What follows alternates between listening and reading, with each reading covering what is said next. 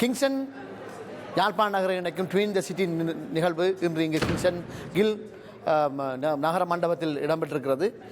இதன் ஊடாக யாழ் மாவட்டத்திற்கும் கிங்ஸ்டன் நகரத்துக்கும் இடையில் இருக்கக்கூடிய சில தொழில் ரீதியான, கல்விசார் துறை ரீதியான, மருத்துவத்துறைசார் ரீதியான, வர்த்தகத்துறைசார் ரீதியான சில பரிமாற்றங்கள் இடம்பெற இருக்கின்றன. இதன் மட்டுமல்ல, அங்கு யாழ்ப்பாணத்தில் இருக்கக்கூடிய, அதாவது போருக்கு பின்னர் மீளுவதற்காக துடித்து கொண்டிருக்கும் யாழ் மக்களுக்கு, யாழ் மாணவர்களுக்கு, அந்த சமூகத்திற்கு கிங்ஸ்டனை பொறுத்தவரையில் ஒரு அவர்களுடைய அனுபவங்களை பகிர்ந்து கொள்ளக்கூடிய ஒரு நிலைமை ஏற்படுத்தியிருக்கிறது. இதில் கலந்து கொள்வதற்காக யாழ் மாவட்டத்திலிருந்து வடமாகாண முதலமைச்சர் சி வி விக்னேஸ்வரன் அவர்கள் வந்திருக்கிறார். ட்வின் த சிட்டி எனப்படும் யாழ் நகரையும் லண்டனில் இருக்கக்கூடிய கிங்ஸ்டன் நகரையும் இணைக்கும் இரு நகரங்களை இணைக்கும் முக்கியமான நிகழ்வு இன்று இடம்பெற்றிருக்கிறது. இது தொடர்பான ஒரு கச்சாத்தில் இன்று வடமாகாணத்திலிருந்து வந்திருக்கக்கூடிய வடமாகாண முதலமைச்சர் சி வி விக்னேஸ்வரன் ஐயா அவர்கள் நம்முடன் இணைந்திருக்கிறார். அவரை ஐபிசி தமிழ் பெருமையுடன் இணைத்துக் கொள்வது. ஐயா வணக்கம். வணக்கம் ஐயா, சொல்லுங்கள், இந்த ஊடாக போரினால் பாதிக்கப்பட்ட மக்களுக்கு, யாழ் மக்களுக்கு கிடைக்கக்கூடிய நன்மைகள் என்ன? பலவிதமான விடயங்கள் சம்பந்தமாக எங்களுடைய உடன்பாடு எழுதப்பட்டிருக்கின்றது. எவ்வாறான செயல் திட்டங்களை நாங்கள் நடைமுறைப்படுத்தப் போகின்றோம் என்பதை பற்றி இப்பொழுது நாங்கள் இதுவரையில் இன்னும் சிந்திக்கவில்லை. அது இருதரப்பாரினுடைய பேச்சுவார்த்தையின் முடிவாக, கலந்துரையாடலின் முடிவாக நாங்கள் என்ன நடவடிக்கைகள் எடுக்கப் போகின்றோம் என்பதை பற்றி அப்பொழுதுதான் நாங்கள் ஒரு தீர்மானத்துக்கு வர முடியும். இப்பொழுது அதனுடைய ஆரம்ப நிகழ்வுகள் தான் இன்று நடைபெற்றிருக்கின்றன. ஆகவே யாழ்ப்பாணத்தையும் கிங்ஸ்டன் இந்த நகரையும் சேர்த்து எங்களுக்குள்ளே பரஸ்பரம் சில நடவடிக்கைகளை எடுத்து இருதரப்பாருக்கும் நன்மையை தரக்கூடிய ஒரு விதத்திலே நாங்கள் எதிர்காலத்திலே செயல் திட்டங்களை அமைக்க இருக்கின்றோம்.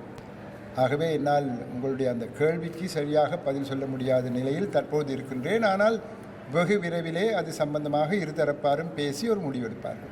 குறிப்பாக ஐயா, கல்வித்துறை சார்ந்த ரீதியாக இருந்தாலும் சரி, மருத்துவத்துறை சார்ந்த ரீதியாக இருந்தாலும் சரி, புனர்வாழ்வு அளிக்கப்பட்ட முன்னாள் போராளிகளை எவ்வாறு சமூகத்தில் இணைத்துக் கொள்ளப்பட்ட விடயங்கள் தொடர்பாகவும் கலந்துரையாடப்பட்டதாக தெரிய வருகிறது. அது குறித்து கொஞ்சம் விளக்கமாக தெரியுமா? இப்பொழுது நான் பேசும்போது கூட இதை பற்றி நான் குறிப்பிட்டிருந்தேன். அவர்கள் சம்பந்தமாக ஒரு செயல் திட்டத்தை அமைக்க வேண்டும் என்ற அந்த கருத்தை நான் இன்று காலை கிங்ஸ்டனோடு சம்பந்தப்பட்ட அவர்களுடன் பேசி கொண்டிருந்தேன். ஆகவே அதுவும் பேச்சுவார்த்தையிலே இருக்கின்றது, எங்களுடைய தீர்மானத்திலே இருக்கின்றது. அது எந்த விதமான ஒரு பரிணாமத்தை பெறும் என்பதை பற்றி இப்பொழுது என்னால் கூற முடியாது. ஆனால் கட்டாயம் போரினால் பாதிக்கப்பட்ட, போரிலே ஈடுபட்டு தற்போது அவர்கள் சிறையிலிருந்து வெளியே வந்து அல்லது அவர்களுடைய இந்த ரீஹபிலிட்டேஷன், புனர்வாழ்வு அளிக்கப்பட்டு வெளியே வந்ததன் பிற்பாடு பலர் மிகவும் கஷ்டமான நிலையிலே இருப்பது எங்களுக்கு தெரிகின்றது. புதன்கிழமைகளிலே வந்து அவர்கள் அழுது தங்களுடைய பிரச்சனைகளை கூறுவார்கள். ஆகவே அவர்களுக்காக ஒரு செயல் திட்டத்தை அமைப்பதற்கு நான் இன்று பேசியிருக்கின்றேன். எவ்வாறான செயல் திட்டம் என்பதை பற்றி என்னால் இப்பொழுது கூற முடியாது. இந்த ஒப்பந்தம், அதாவது 2 நகரங்களையும் இணைக்கும் இந்த செயற்திட்டம் கடந்த ஆட்சி காலத்தின் போது அதற்கான பூர்வாங்க வேலைகள் ஆரம்பிக்கப்பட்டது. ஆனால் அது அது அது இந்த கட்டத்தை எட்டுவதற்கு குறைந்தபட்சம் 3 வருடங்களுக்கு மேல் பிடித்திருக்கிறது. அப்படித்தானே? இல்லை, அப்படி சொல்ல முடியாது. என்னென்றால் சுனாமி காலத்திலே எசெக்ஸ் கவுண்டிக்கும் முல்லைத்தீவுக்கும் இடையிலே ஒன்று பேசப்பட்டு இந்த நாளைக்கு தொடங்கப் போகின்றது என்ற நிலையிலே போர் உக்கிரமடைந்த காரணத்தினால் அவை கைவிடப்பட்டது. அதற்கு பின்னர் நாங்கள் இதை செய்ய வேண்டும் என்ற எண்ணத்தில் இருந்தோம். அதை பற்றிய சில பேச்சுவார்த்தைகள் நடைபெற்று கொண்டிருந்தன. முன்னைய பிரித்தானிய முதலமைச்சர் டேவிட் கேமரன் அவர்கள் வந்தபோது, பிரதமர் வந்தபோது தங்களுடைய எங்கள் இருதரப்பாருக்கும் இடையிலே ஒரு அந்யோன்யமான உடன்பாடுகளை ஏற்படுத்த வேண்டும் என்ற ஒரு கருத்தை அவர் எங்களுக்கு தெரிவித்தார். ஆகவே நாங்களும் அதே விதமான எண்ணத்திலே இருந்தபடியால் நான் சென்ற வருடம் இங்கு ஜூலை மாதத்திலே வந்தபோது இதை பற்றி இங்கு பேசிய போது எங்களுடைய பெரி அவர்களுடைய முழு பேர் மறந்து ஜேம்ஸ் பெரி அவர்களோடு பேசிய போது நாங்கள் அதை எடுத்து நடத்துகின்றோம் என்ற ஒரு உத்தரவாதத்தை தந்ததன் பிற்பாடு பிறகு நாங்கள் வேறு நடவடிக்கைகளை எடுத்துக்கொண்டு சென்றோம். சற்று பிரச்சனைகள் இருந்ததுதான். இதை அரசாங்கத்தோடு பேசிய போது அதுக்கு உடனேயே அதுக்கு பச்சை கொடி காட்டவில்லை. ஆனால் இந்த வருடம் பிப்ரவரி மாதம் 15ஆம் தேதி எங்களுடைய பிரதம மந்திரி அதற்குரிய அதற்கு உரிய அவருடைய அனுமதியை அனுசரணையை தந்தார். அதன் அடிப்படையிலே நாங்கள் பேசி இப்பொழுது இந்த உடன்பாட்டுக்கு வந்திருக்கின்றோம். பிரதமர் டேவிட் கேமரன் அவர்கள் யாழ்ப்பாணம் வந்தபோது தெரிவித்த முக்கியமான விடயங்களில் ஒன்றாக ஐநா அந்த போர்க்குற்றம் தொடர்பாக ஐநா விசாரணை ஒன்றை கொண்டு வருவது என்று சொல்லி தெரிவித்திருந்தார். அதன் பின்னர் இந்த போர்க்குற்ற விசாரணைகள் ஆரம்பிக்கப்பட்டு ஐநாவினால் தீர்மானம் ஒன்று நிறைவேற்றப்பட்டிருக்கிறது. இது குறித்து பிரித்தானியாவுடைய அழுத்தம் தொடர்ந்து இருக்கிறதா? அப்பொழுது அவர் தந்த அவருடைய அந்த அனுசரணை மிகவும் முக்கியமானது, கட்டியானது. அது அதன் அடிப்படையிலே அவ்வாறான ஒரு தீர்மானம் இருதரப்பாரும் ஏற்றுக்கொள்ளப்படக்கூடிய விதத்திலே அதில் ஏற்றுக்கொண்டாலும் அது சம்பந்தமாக எங்களுக்கு சில மனவர்த்தங்கள் இருந்தன. அது போதுமான அளவாக இல்லை என்றாலும் அது இலங்கை அரசாங்கமும் அதற்கு ஏற்புடைத்தாக ஏற்று அதனை கொண்டு வந்தபடியால் இதிலே முன்னேற்றம் காணலாம் என்று நாங்கள் எதிர்பார்த்து கொண்டிருந்தோம். இப்பொழுது பிரித்தானியாவில் இருந்து அப்பேற்பட்ட எந்த விதமான அவர் போன்று இதை சம்பந்தமாக பேசுபவர்கள் அதிகம் இல்லாவிட்டாலும் பிரித்தானியர்களுடைய அந்த கருத்திலே வித்தியாசம் இருப்பதாக எங்களுக்கு தெரியவில்லை. ஆகவே எங்களுக்கு சார்பான முறையில்தான் பிரித்தானிய அரசாங்கம் இப்பொழுதும் இருந்து வருகின்றது என்பது எங்களுடைய எண்ணம். இப்படித்தான் நாங்கள் யோசிக்கிறோம். குறிப்பாக ஐயா, இலங்கை அரசாங்கம் இந்த தீர்மானத்தை ஏற்றுக்கொண்டிருந்த போதிலும் அதில் முக்கியமான நடைமுறையான அந்த அதாவது கலப்பு நீதிமன்ற பொறுமுறை ஒன்றை உருவாக்கி அது போர்க்குற்றங்களை விசாரிப்பது தொடர்பான ஒரு அனுமதியை பெற்றிருந்தது, அதை ஏற்றுக்கொண்டிருந்தது. அது தொடர்பாக களத்தில் இருக்கக்கூடிய நிலவரங்கள் உங்களுக்கு உங்களுக்கு திருப்தி அளிக்கக்கூடியதாக இருக்கலாம்? திருப்தி அளிக்கவே இல்லை. ஏனென்றால் எதுவுமே சரியாக செய்ததாக தெரியவில்லை. அதிலே 3 அங்கங்கள் இருக்கின்றது. ஒன்று வழக்கு நடத்துனர், ப்ராசிக்யூட்டர். இலங்கையினுடைய சட்டத்துறை தலைமை அதிபதி அதை கொண்டு நடத்துவதாக இருந்தால் அது மக்களுக்கு, பாதிக்கப்பட்ட மக்களுக்கு நன்மை கொடுக்கும் என்று நாங்கள் எதிர்பார்க்க முடியாது. அதுக்கு ஒரு காரணம் கூறுகின்றேன்.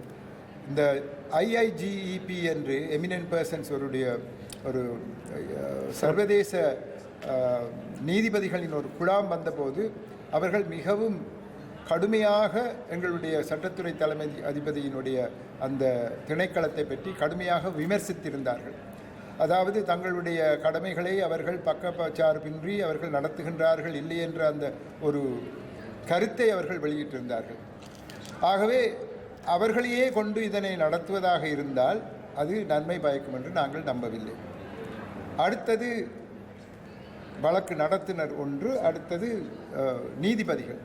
எங்களுடைய நீதிபதிகள் சம்பந்தமாக சிங்கள சட்டத்தரணிகள் 3 ஒரு நூல் ஒன்று எழுதியிருக்கின்றார்கள், ஜுடிஷியல் மைண்ட் என்று. அதிலே அவர்கள் குறிப்பிட்டிருக்கின்றார்கள், தமிழர்களுக்கு ஒரே விதமான அடிப்படை உரித்துக்களும் கருத்துக்களும் தமிழர்கள் சம்பந்தமாக வரும்போது ஒரு விதமான தீர்ப்பையும் சிங்களவர்கள் சம்பந்தமாக வரும்போது இன்னொரு விதமான தீர்ப்பையும் கொடுப்பதில் இருந்து சிங்கள பெரும்பான்மையின நீதிபதிகள் பக்கச்சார்பாக நடந்து கொள்கின்றார்கள் என்று நூல் வடிவமாகவே சொல்லியிருக்கின்றார்கள். அவ்வாறான ஒரு பின்னணியிலே இவர்களை கொண்டு இந்த வழக்குகளை நடத்துவது மக்களுக்கு நன்மை தராது என்பது எங்களுடைய கருத்து. ஆகவே அதற்காகத்தான் நாங்கள் எவ்வளவோ சொல்லிக் கொண்டிருக்கின்றோம். வெளிநாட்டிலிருந்தும் அனுசரணையாளர்கள் வருவார்கள் என்று கூறுகின்றார்கள். பிறகு அது சம்பந்தமாக நடவடிக்கை எடுக்காதிருக்கின்றார்கள். இதுவரையிலே எதுவுமே செய்யவில்லை. மூன்றாவது, இந்த குற்றங்கள் இழைக்கப்படும் போது சர்வதேச குற்றங்களாக அவை இருந்தாலும் இலங்கை நாட்டினுள்ளே அது குற்றமாக இல்லை. வார் கிரைம்ஸ் என்றது எங்களுடைய குற்றங்களில் ஒன்றாக இல்லை. ஆகவே அதனை நாங்கள் எங்களுடைய சட்டத்திற்குள் உள்நுழைக்க வேண்டும். அதுக்கு எங்களுடைய கான்ஸ்டியூஷனில் அரசியல் யாப்பினுடைய 13(6) பிரிவின் கீழ் அதை கொண்டு வர முடியும். ஆனால் அதற்கான நடவடிக்கைகள் எதுவுமே எடுத்ததாக தெரியவில்லை. ஆகவே எந்த விதத்திலும் இந்த போர்க்குற்ற விசாரணை சம்பந்தமாக இதுவரையிலே ஒரு குறிப்பிடத்தக்க அளவுக்கு நடவடிக்கைகள் எதுவுமே எடுக்கவில்லை என்பதுதான் என்னுடைய கருத்து. பிரித்தானியா பாராளுமன்ற உட்பட நான் நமது அபிசி தமிழுக்கு பேட்டி தரும்போது அவர்கள் தெரிவிக்கும் கருத்துக்கள் இலங்கை அரசு தலைவர்களுடைய தெரிவிக்கும் கருத்து, அதாவது இந்த நீதிபதிகள் உள்வாங்க மாட்டோம் என்று அவர்கள் சொல்லும் கருத்து என்பதும் ஜெனீவாவில் வெளிநாட்டு அமைச்சர் சென்று இல்லை நாங்கள் இந்த தீர்மானத்தை முழுமையாக அமல்படுத்துவோம் என்று என்பதும் முன்னுக்கு முரணாக இருப்பது மட்டுமல்ல குழப்பகரமாகவும் இருப்பதாக தெரிவிக்கப்படுகிறது. அது தொடர்பாக உங்களுக்கு தெளிவுபடுத்தலை நீங்கள் இங்கே வந்திருக்கும் போது செய்யக்கூடிய வாய்ப்பு எதுவும் இருக்கிறதா ஐயா? நாங்கள் தெளிவுபடுத்துவதற்கு நாங்கள் எத்தரிக்கவில்லை. வந்த நேரம் துவக்கம் ஒரே வேலையாக தான் இருக்கிறேன். ஆனால் இது சம்பந்தமாக நாங்கள் தெளிவுகள், அதாவது பிரித்தானியாவிலிருந்து தெளிவுகள் ஏற்படுத்துவதில் எங்களுக்கு நன்மை தருமோ தெரியாது. இதனை இலங்கை அரசாங்கத்தோடு பேசித்தான் ஒரு முடிவுக்கு வர வேண்டும். முன்னுக்கு பின் முரணாக அவர்கள் பேசிக்கொண்டிருப்பது எங்களுக்கு நன்றாக தெரிகின்றது. ஆகவே அதனை நடைமுறைப்படுத்துவதற்கு நாங்கள் எங்களால் முடியுமான அளவு எல்லா விதத்திலும் சர்வதேச ரீதியாகவும் எங்களை போன்றவர்களும் நெருக்குதல்களை கொடுக்க வேண்டிய ஒரு அவசியம் இருக்கின்றது. அதனை செய்து கொண்டு தான் இருக்கின்றோம். ஐயா, அந்த எழுக தமிழ் என்று நீங்கள் நடத்திய அந்த நிகழ்வு, மக்களால் நடத்தப்பட்ட நிகழ்வுக்கு நீங்கள் தலைமை தாங்கியிருந்தீர்கள். அந்த நிகழ்வு தென்னிலங்கையில் கடுமையான உணர்வுகளை தோற்றுவித்திருக்கிறது. குறிப்பாக உங்களை ஒரு இனவாதியாக சித்தரித்து காட்டுகிற அளவுக்கு, ஒரு பேயாக பிசாசாக தென்னிலங்கை ஊடகங்களில் சித்தரிக்கப்படுற அளவுக்கு உங்களுடைய அந்த நிகழ்வு ஏற்பாடுகள் அது ஏற்படுத்தி இருக்கிற அந்த அதிர்வலைகளை, அது மட்டுமில்லை நீங்கள் பிரதிநிதித்துவப்படுத்தும் தமிழ் தேசிய கூட்டமைப்புக்குள்ளேயே சிலர் அதில் அதிருப்தி வெளியிட்டிருக்கிறார்கள். இது தொடர்பாக நீங்கள் அந்த காலம் சரியான அந்த டைமிங் வாஸ் ராங், அது சரியான காலத்தை நீங்கள் அது செய்யவில்லை, அவசரப்பட்டு விட்டீர்கள் ஒரு குற்றச்சாட்டு முன்வைக்கப்படுகிறது. இதுக்கு உங்களது விளக்கம்? அதாவது எங்களுடைய மக்கள் 30 வருட காலமாக தங்களுடைய மனோநிலையை வெளியிலே கொண்டு வரக்கூடிய ஒரு நிலையிலே இருக்கவில்லை. அது இயக்கத்தார் இருந்த காலத்திலும், இராணுவம் இருந்த காலத்திலும், சென்ற அரசாங்கம் இருந்த காலத்திலும் மக்களால் தங்களுடைய உரிமைகளை, உரித்துக்களை, தேவைகளை, அபிலாஷைகளை ஒரு பயம் இல்லாமல் குறிப்பிடக்கூடிய ஒரு நிலையிலே அவர்கள் இருக்கவில்லை. ஆகவே அவர்கள் குறிப்பிட வேண்டிய ஒரு கட்டம் வரும்போது இந்த அரசாங்கத்திலே மாற்றம் ஏற்பட்டு ஒரு ஜனநாயக ரீதியான ஒரு பின்னணி இப்பொழுது ஏற்பட்டிருக்கின்றது. அதற்கு நாங்கள் எங்களுடைய ஜனாதிபதியையும் பிரதம மந்திரியையும் நாங்கள் அதற்காக எங்களுடைய நன்றியை தெரிவித்துக் கொள்ள வேண்டும். இது 2 வருடங்களுக்கு முன்னர் இது நடைபெற்றிருந்தால் அது அடிப்படை சண்டை வந்து ஆக்கள் எல்லாரும் அடித்து திரட்டி இருப்பார்கள், ஆமியை கொண்டு வந்திருப்பார்கள். அவ்வாறான எதுவுமே நடக்கவில்லை. சரி, அது முதலாவது. சிங்கள மக்கள் எங்களை பற்றி பிழையாக ஒரு தப்ப அபிப்பிராயம் கொள்வதற்கு காரணம் இருக்கின்றது. ஏனென்றால் இதுவரை காலமும் சிங்கள மக்கள் தலைவர்கள் சமஷ்டி என்றால் பிரிவினை என்ற ஒரு கருத்தை சிங்கள மக்களுக்கு, சிங்கள சகோதரிகளுக்கு கொடுத்து வந்து இருக்கின்றார்கள். ஆகவே நாங்கள் சமஷ்டி தான் தேவை என்று கேட்கும் போது அவர்கள் உடனேயே பிரிவினை கேட்கின்றார் இவர் என்ற ஒரு எண்ணத்துக்கு வருகின்றார்கள், ஒரு முடிவுக்கு வருகின்றார்கள். ஆகவே உண்மையிலே சிங்கள தலைவர்கள் தங்களுடைய மக்களுக்கு இது பிரிவினை அல்ல, இதுதான் நாட்டை ஒருமித்து வைப்பதற்கு இருக்கும் ஒரு மிகப்பெரிய உபாயம் என்பதை அவர்கள் கூற மறுக்கின்றார்கள். ஏனென்றால் அவர்களுக்கே அவ்வாறான ஒரு எண்ணம் இல்லாதபடியா. ஆகவே அதனால்தான் அவர்கள் என்னை பேயோகியோ ஏதாவது சொல்லிக் கொண்டிருக்கின்றார்கள். அதை விடுங்க. எங்களுடைய தலைவர்களுக்குள்ளும் ஒரு சின்ன பிரச்சனை இருக்கின்றது. என்னவென்றால் மிக விரைவிலே ஒரு தீர்மானத்தை நாங்கள் கொண்டு வர முடியும் என்ற நம்பிக்கையிலே இருக்கின்றார்கள். அந்த நம்பிக்கை இருப்பதை நான் வரவேற்கின்றேன். ஆனால் அவ்வாறான அந்த நம்பிக்கைக்கு ஏற்றவாறு எங்களுக்கு ஒரு தீர்மானம், ஒரு தீர்வு கிடைக்காமல் இருந்தால் எப்பொழுது நாங்கள் எங்களுடைய மனோநிலையை வெளிக்கொண்டு வரப்போகின்றோம் என்ற கேள்வி எழுகின்றது.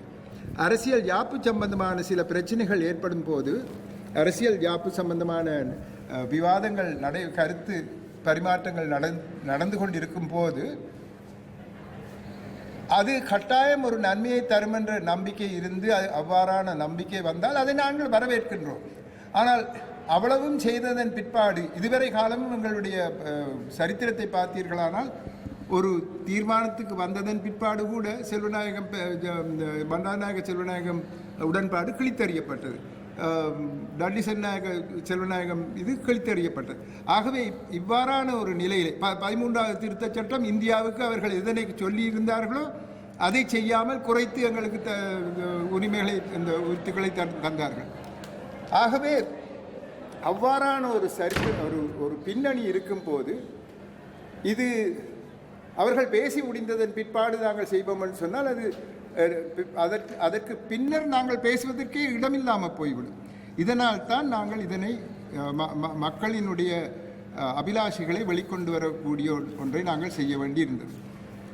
ஆனால் இது நானாக இதை கொண்டு வரவில்லை. பல மக்கள் சார்பான இயக்கங்கள், அந்த குழுக்கள், இந்த கட்சிகள் எல்லோரும் சேர்ந்து கொண்டு வந்தது ஒன்று. அதற்கு தலைமைத்துவத்தை நான் கொடுத்தேனே ஒழிய இது மக்களாலேயே கொண்டு வரப்பட்ட ஒன்று.